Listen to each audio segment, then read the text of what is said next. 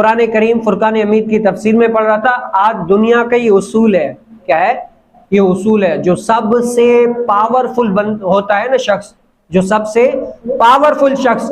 طاقتور ہوتا ہے، تو ہر کوئی بندہ اس سے جو ہے نا اس کی نافرمانی نہیں کرتا، اس کے کہے ہوئے کو ٹالتا نہیں ہے۔ پتہ ہے کہ اگر میں نے ٹالا یا نہ کیا، یا اس کے نے جو کام کہا ہے اگر میں نے نہ کیا، تو کیا ہے یہ پاورفل ہے، طاقتور ہے، مجھے کسی بھی طرح سے کیا ہے چھوڑے گا نہیں، مجھے کیا ہے اس کی سزا ضرور دے گا، کیونکہ یہ طاقتور ہے۔ تو علماء فرماتے ہیں بتاؤ اللہ رب العالمین سے بڑھ کر کوئی طاقتور ہے اس دنیا میں؟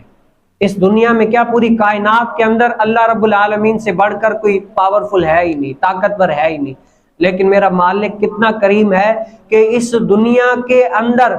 بندے گناہ بھی کر رہے ہیں، شرک بھی کر رہے ہیں، منافقت بھی کر رہے ہیں، جھگڑے بھی کر رہے ہیں، سب کچھ یہ غلائزات، فاحشات، برائیاں سب کچھ کر رہے ہیں، وہ اتنا طاقتور ہو کر بھی اپنے بندوں سے ابھی بھی دے رہے ٹائم کہ سدھر جاؤ سدھر جاؤ سدھر جاؤ، ابھی بھی ٹائم ہے۔